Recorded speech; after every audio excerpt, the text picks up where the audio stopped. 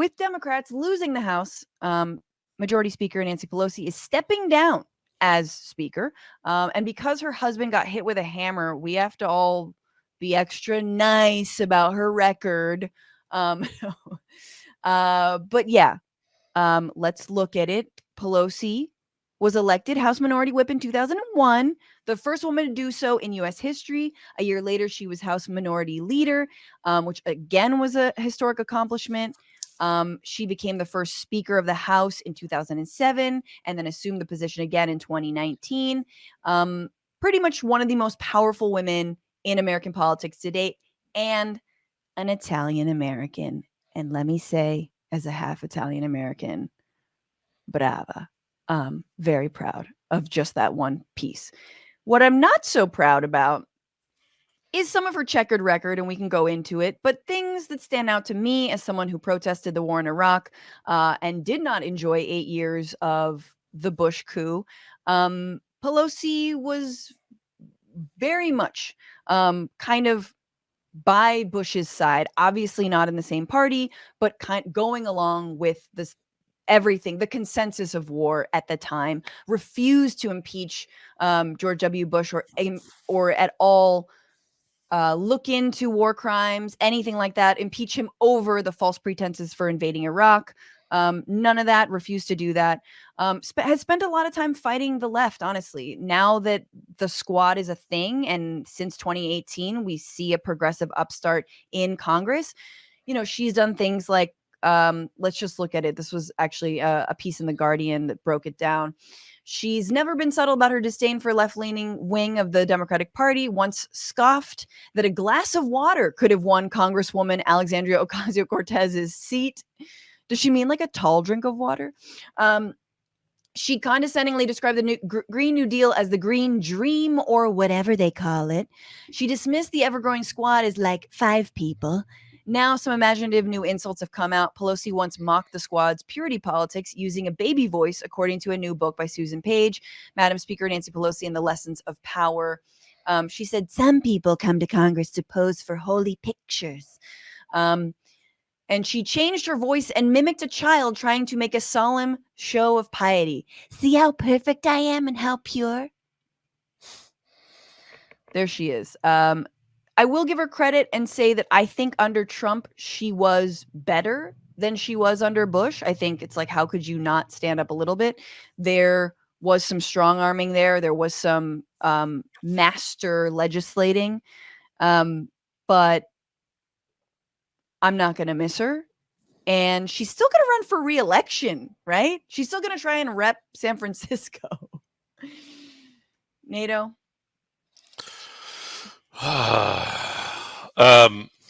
You've spent some time protesting Pelosi in her own office. Yeah, yes, I did, and I have heard reports that her staff are still mad about it. I don't know, folks. I mean, there was in the time between the Trump election in 2016, people started to feel inspired again around the Women's March, but there was that window between Election Day and the Women's March where people were like despondent, and we were worried that the Democrats were going to be completely craven and cowardly. And so I and a handful of other activists decided on a stunt to go deliver Nancy Pelosi a spine, and we built a giant 7-foot long tall spine out of PVC piping and foam core. Amazing. And it made the news, and the staff did not appreciate it. They didn't appreciate the joke. So and I just want to say, interestingly, after Hillary lost, Pelosi was on record saying Clinton leaned in too hard to being a woman, that she shouldn't have done that.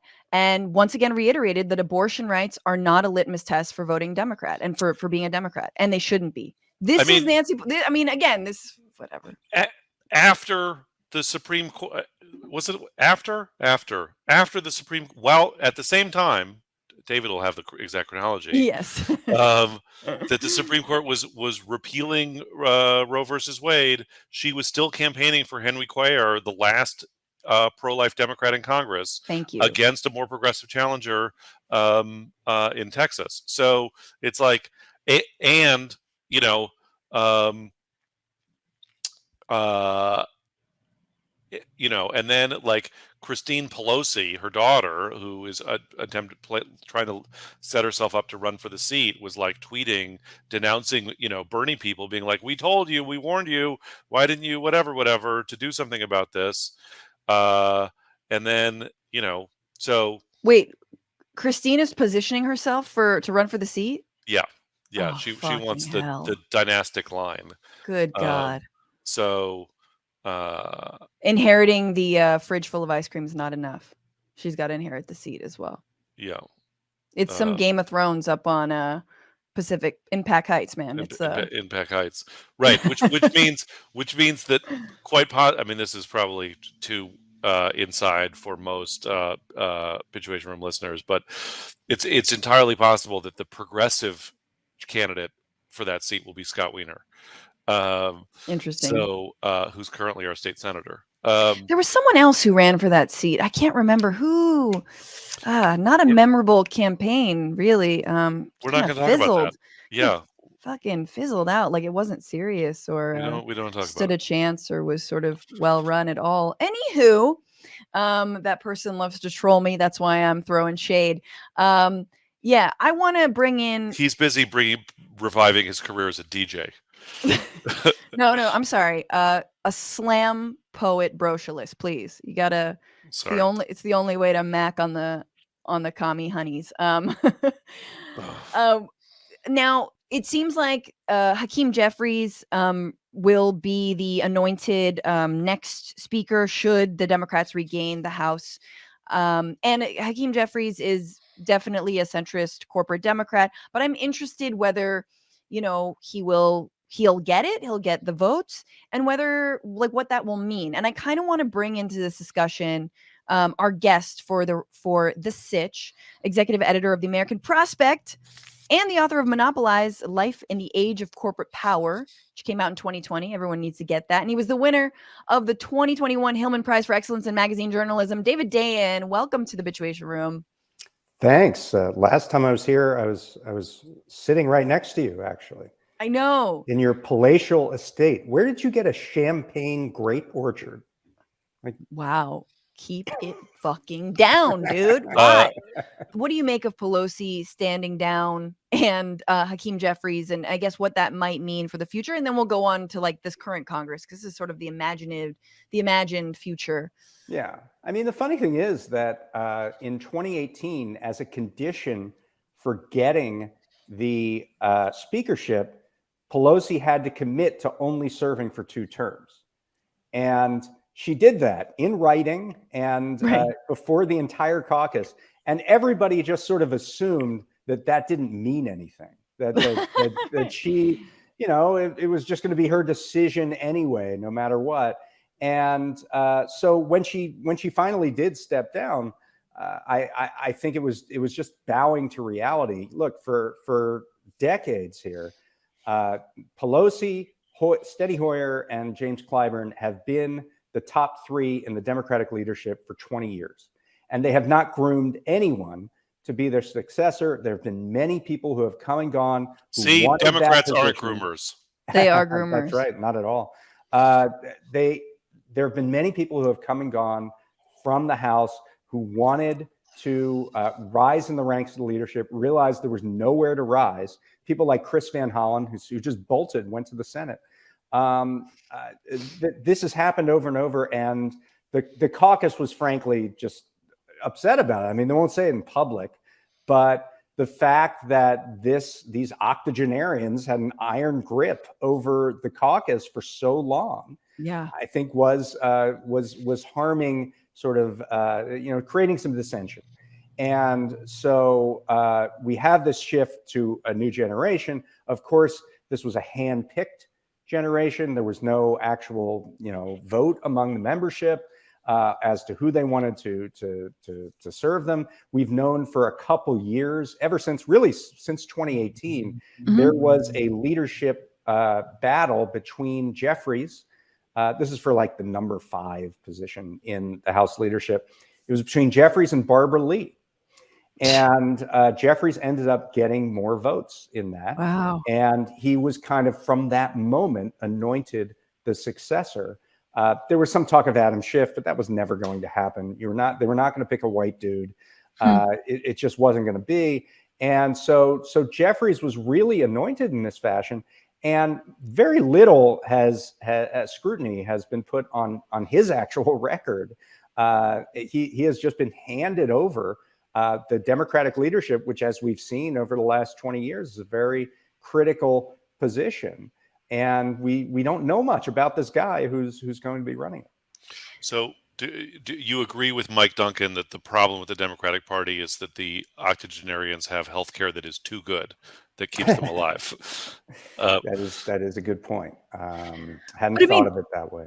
I mean, what we do know, I don't know much about Jeffries other than like, well, I'm big Zionist, like lots of Israeli lobby money. I know that has like, finger wagged as if he were an octogenarian, like Clyburn, and Pelosi has finger wagged at the left, calling AOC essentially like, oh, you just want to like pose for photos or like be an influencer, basically calling AOC like an influencer. The other thing is like he is kind of unknown. So it's like, yeah, I understand they wouldn't necessarily choose a white guy for whatever optical reason, but like Schiff would be a better choice if you're talking about kind of like someone who's a bit in the public eye, which is both a blessing and a curse in terms of, nationally. Schiff has his own problems. He was a New Dem going back way back before impeachment was ever a thing. But I'll tell you about Jeffries. And of course, if you read the article in the magazine that you actually appear in, Francesca, you would know call me a little bit about Hakeem Jeffries in our December 2021 issue. Oh yeah, we did, as everyone knows, we did an expose into Jeffries. Alex Salmon did it, who's a former staff writer with us. And I can tell you a few things. First of all, he was a corporate lawyer. His mentor was the defense lawyer for ExxonMobil. He worked for a big law firm called Paul Weiss. His biggest maneuver in 2021 was starting a pact with Josh Kontheimer to protect Democratic incumbents from progressive primary challenges. Right. Yes. This I remember. That was like the big thing that he did. He has taken $1 million or more from the financial sector, from real estate interests, JP Morgan Chase, Goldman Sachs, Blackstone.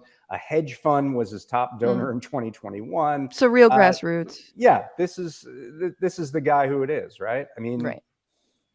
Which is part of the job, right? Fundraising. And absolutely. I mean, that is the job. I mean, that's the way in which you gain the interest and respect of members, a lot of members anyway, of Congress, is by donating to them. And you have to have a lot of money so that you can run your own race, but also donate millions of dollars to everybody else.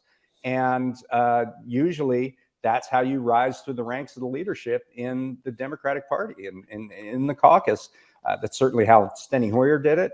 And that's how Hakeem Jeffries does it.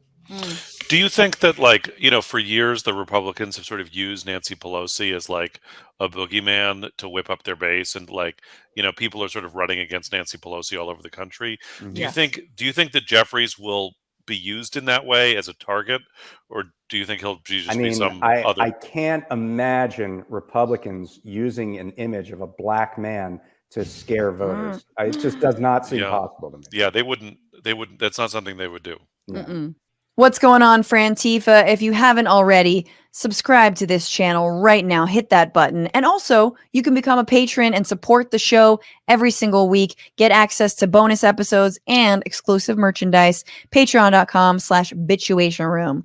Do it.